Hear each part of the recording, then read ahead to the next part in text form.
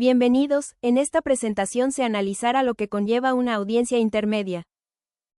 Dentro del sistema penal acusatorio mexicano, la audiencia intermedia es una etapa fundamental que permite preparar adecuadamente el juicio oral mediante la revisión, organización y depuración de las pruebas que serán presentadas por las partes. Durante esta exposición abordaremos los principales elementos que integran esta etapa procesal, especialmente el descubrimiento de pruebas, los acuerdos probatorios y la exclusión de pruebas, destacando su importancia para garantizar un proceso justo, transparente y respetuoso de los derechos fundamentales. Asimismo, explicaremos algunas herramientas esenciales de la etapa de juicio oral, como los alegatos de apertura, los alegatos de clausura y diversas técnicas de litigación oral, las cuales permiten a las partes presentar y defender eficazmente su teoría del caso ante el tribunal. Con ello, comprenderemos cómo cada una de estas figuras contribuye al correcto funcionamiento del sistema penal acusatorio y a la búsqueda de una justicia más eficiente e imparcial.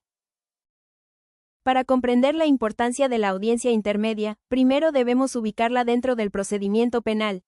El sistema penal acusatorio mexicano se desarrolla en varias etapas. Todo inicia con la investigación de los hechos posiblemente constitutivos de delito. Posteriormente se lleva a cabo la audiencia inicial, donde se formula la imputación y, en su caso, se vincula a proceso a la persona imputada. Después se desarrolla la investigación complementaria, durante la cual las partes reúnen elementos de prueba para sustentar sus respectivas teorías del caso. Una vez concluida esta fase, se celebra la audiencia intermedia, que tiene como propósito preparar el juicio oral. Finalmente, se realiza el juicio oral y se emite una sentencia. Por lo tanto, la audiencia intermedia funciona como un filtro jurídico que permite determinar qué pruebas llegarán al juicio y cuáles no. En la audiencia intermedia participan diversos sujetos procesales. En primer lugar, encontramos al juez de control, quien dirige la audiencia y toma las decisiones relacionadas con la admisión o exclusión de pruebas.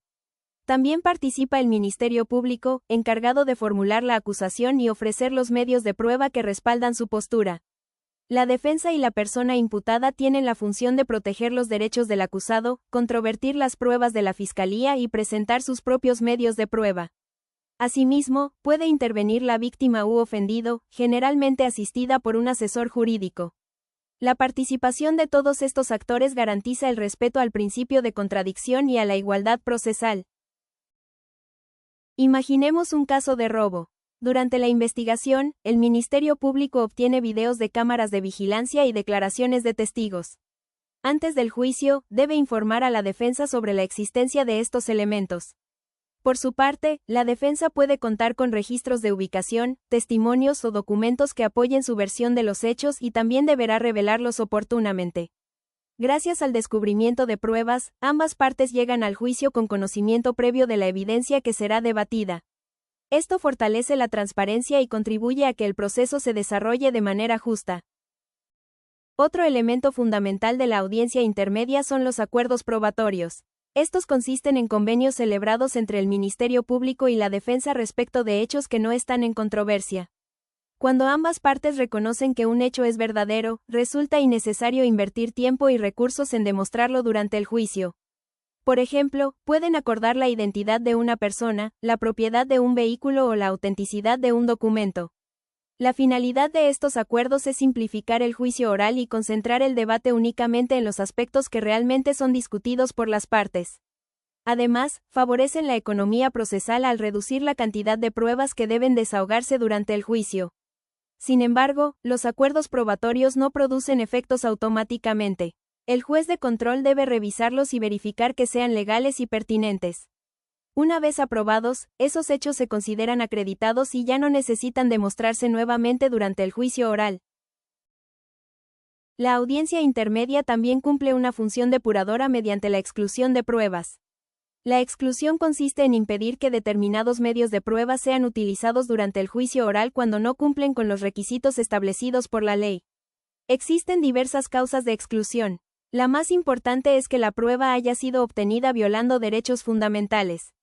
Por ejemplo, una confesión obtenida mediante tortura o una evidencia obtenida a través de una intervención ilegal de comunicaciones no puede ser utilizada válidamente en un proceso penal. También pueden excluirse pruebas que carezcan de pertinencia, es decir, que no tengan relación con los hechos investigados. Asimismo, pueden excluirse aquellas que sean redundantes o innecesarias para esclarecer los hechos.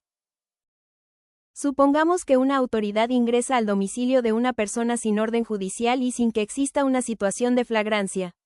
Durante ese ingreso obtiene evidencia que posteriormente pretende utilizar en juicio. La defensa podría solicitar la exclusión de esa evidencia argumentando que fue obtenida mediante una violación al derecho fundamental de inviolabilidad del domicilio. Si el juez considera fundada la solicitud, la prueba será excluida y no podrá ser valorada durante el juicio oral. Este mecanismo protege el debido proceso y garantiza el respeto a los derechos humanos. Aunque el descubrimiento de pruebas, los acuerdos probatorios y la exclusión de pruebas son figuras distintas, todas trabajan conjuntamente para preparar el juicio oral.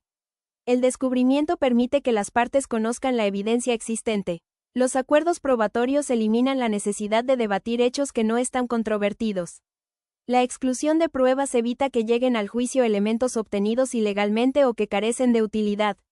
En conjunto, estos mecanismos permiten que el juicio sea más eficiente, transparente y respetuoso de los derechos fundamentales.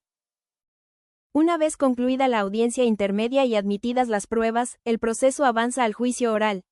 En esta etapa, una de las primeras intervenciones de las partes son los alegatos de apertura. Los alegatos de apertura son exposiciones iniciales realizadas por el Ministerio Público, la asesoría jurídica de la víctima y la defensa, mediante las cuales presentan al tribunal su teoría del caso. Su finalidad es proporcionar a los jueces una visión general de los hechos que pretenden demostrar durante el juicio. Las características de un buen alegato de apertura debe ser claro y comprensible, presentar una teoría del caso coherente, debe ser breve y ordenado, debe centrarse en los hechos que se probarán, no debe incluir opiniones personales, no debe argumentar sobre la credibilidad de las pruebas antes de que éstas sean desahogadas. Por ejemplo, la evidencia demostrará que el acusado se encontraba en el lugar de los hechos el día y hora señalados, y que su participación en el delito será acreditada mediante testimonios, videos de vigilancia y dictámenes periciales. Al finalizar el desahogo de todas las pruebas, las partes presentan los alegatos de clausura. A diferencia del alegato de apertura, en esta etapa ya no se anuncia lo que se va a demostrar, sino que se explica lo que efectivamente quedó probado durante el juicio. Los alegatos de clausura constituyen la última oportunidad para persuadir al tribunal antes de que emita su decisión. Las características de un buen alegato de clausura: debe relacionar las pruebas con los hechos debatidos, debe explicar por qué la teoría del caso quedó demostrada, debe ser lógico y convincente, debe apoyarse únicamente en las pruebas presentadas en juicio, debe concluir con una petición concreta al tribunal. Por ejemplo, las declaraciones de los testigos, el video de vigilancia y el peritaje presentado durante el juicio acreditan la responsabilidad del acusado, por lo que solicitamos se dicte una sentencia condenatoria. La litigación oral exige habilidades de comunicación y argumentación jurídica. Algunas recomendaciones para realizar una exposición efectiva son: hablar con claridad y seguridad, mantener contacto visual con el tribunal, utilizar un lenguaje sencillo y preciso, evitar leer de manera constante, organizar las ideas de forma lógica, controlar el tiempo de intervención, mantener una postura profesional y respetuosa. Estas prácticas ayudan a transmitir credibilidad y fortalecen la capacidad de persuasión del litigante. La litigación oral moderna emplea diversas técnicas para presentar los argumentos de manera eficaz. Entre las más importantes se encuentran: teoría del caso, es la explicación lógica y jurídica de lo ocurrido, construida a partir de los hechos, las pruebas y el derecho aplicable. Toda intervención debe estar orientada a fortalecer esa teoría. Comunicación verbal efectiva, consiste en utilizar un lenguaje claro, preciso y comprensible para el tribunal. Comunicación no verbal, incluye el tono de voz, la postura corporal, los gestos y el contacto visual. Estos elementos influyen en la credibilidad del litigante. Escucha activa, permite responder adecuadamente a los argumentos de la contraparte y detectar inconsistencias en los testimonios. Técnicas de interrogatorio: formular preguntas claras y concretas, evitar preguntas confusas, permitir que el testigo explique los hechos, obtener información útil para fortalecer la teoría del caso. Técnicas de contrainterrogatorio: realizar preguntas cerradas, controlar las respuestas del testigo, evidenciar contradicciones, cuestionar la credibilidad cuando sea necesario. En conclusión, la audiencia intermedia constituye una etapa clave para la preparación del juicio oral, ya que permite depurar los hechos y las pruebas que serán debatidos ante el tribunal.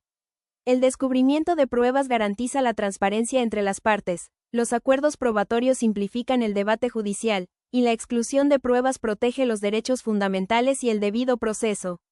Posteriormente, durante el juicio oral, los alegatos de apertura permiten presentar la teoría del caso, mientras que los alegatos de clausura buscan demostrar que dicha teoría fue acreditada con las pruebas desahogadas. Finalmente, el uso adecuado de técnicas de litigación oral fortalece la capacidad argumentativa de las partes y contribuye a una administración de justicia más eficiente, imparcial y respetuosa de los principios del sistema penal acusatorio. Espero este video haya sido de su agrado, gracias por la atención prestada.